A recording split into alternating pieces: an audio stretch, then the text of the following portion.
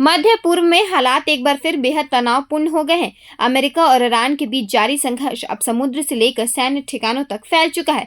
Iran ने America पर बड़े जवाबी हमले का दावा किया है, जबकि अमेरिका ने भी ईरान के एक अहम निगरानी केंद्र को तबाह करने की बात कही है।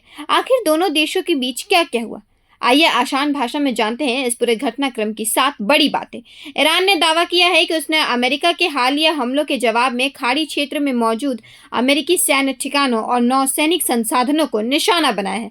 ईरान के मुताबिक कतर, कुवैत, जॉर्डन, ओमान और सीरिया में अमेरिकी ठिकानों पर मिसाइल और ड्रोन से हमले किए गए। ईरानी सेना ने यह भी दावा किया है कि उसकी नौसेना ने उत्तरी हिंद महासागर में एक अमेरिकी युद्धपोत पर तटीय क्रूज मिसाइल दागी। ईरान का कहना है कि इस हमले के बाद अमेरिकी जहाज को पीछे हटना पड़ा और अमेरिकी सैनिकों में अफरा तफरी मच गई। हालांकि इन दावों की स्वतंत्र पुष्टि अभी तक नहीं हो पाई है।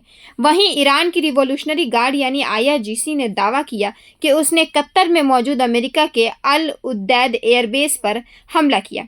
ईरान के अनुसार इस हमले में लंबी दूरी का रडार सिस्टम और कई एयर रिफ्यूलिंग विमान नष्ट हुए, जबकि कुछ अन्य को भारी नुकसान पहुंचा। दूसरी ओर अमेरिकी सेंट्रल कमांड यानी सेंटकॉम ने कहा कि उसने ईरान के चाबहार स्थित शाहिद कलांतरी पोर्ट पर मौजूद एक सर्विलांस टावर को सफलतापूर्वक नष्ट कर दिया है। अमेरिका का दावा है कि इस टावर का इस्तेमाल ईरान की रिवॉल्यूशनरी गार्ड खाड़ी और स्ट्रेट ऑफ हॉर्मुज से गुजरने वाले जहाजों की निगरानी के लिए करती थी। समुद्र में भी तनाव लगातार बढ़ रहा है। ईरान ने दावा किया है कि उसने स्ट्रेट ऑफ हॉर्मुज से गुजर रहे 4 जहाजों को रोक दिया, जिन्हें अमेरिकी नौसेना का समर्थन प्राप्त था।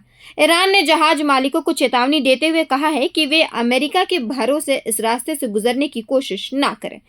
इसी बीच ईरानी मीडिया की रिपोर्ट के अनुसार स्ट्रेट ऑफ हॉर्मुज के एक खतरनाक समुद्री इलाके में गुजर रहे 2 तेल टैंकरों में आग लग गई। इसके बाद ईरानी नौसेना ने इस पूरे समुद्री रास्ते को बेहद असुरक्षित बताते हुए जहाजों के लिए बंद घोषित कर दिया। तनाव का असर पूरे खाड़ी क्षेत्र में दिखाई देने लगा है। बहरीन में एयर डिफेंस सायरन बजाए गए और लोगों से सुरक्षित स्थानों पर जाने की अपील की गई। वहीं ईरान ने यह भी दावा किया कि उसने बिना अनुमति स्ट्रेट ऑफ हॉर्मुज से गुजर रहे थाईलैंड के झंडे वाले एक जहाज को निशाना बनाया। इस बढ़ते तनाव का असर दुनिया की अर्थव्यवस्था पर भी दिखने लगा है। कच्चे तेल की कीमतों में करीब 3% की बढ़ोतरी दर्ज की गई है। विशेषज्ञों का मानना है कि अगर स्ट्रेट ऑफ हॉर्मुज और रेड सी में तनाव इसी तरह बना रहा तो आने वाले दिनों में तेल और पेट्रोल डीजल की कीमतें और बढ़ सकती हैं। इसी बीच संयुक्त राष्ट्र महासचिव एंटोनियो गुटेरेस ने ईरान और अन्य खाड़ी देशों के नागरिक ढांचे पर हुए हमले की कड़ी निंदा की है। उन्होंने कहा कि नागरिक ठिकानों को निशाना बनाना स्वीकार नहीं किया जा सकता और सभी पक्षों को संयम बरतना चाहिए। फिलहाल दोनों देशों के बीच तनाव कम होने के बजाय और बढ़ता नजर आ रहा है। पूरी दुनिया की नजर अब इस बात पर है कि क्या यह टकराव यहीं रुक जाएगा या फिर आने वाले दिनों में यह संघर्ष और बड़ा रूप ले सकता है। इस मामले पर आपकी क्या राय है, हमें कमेंट करके जरूर बताएं और इस मामले से जुड़ी हर बड़ी नई अपडेट के लिए देखते रहें प्रभात खबर। धन्यवाद। प्रभातखबर.com, विश्वास वही, रफ्तार नहीं।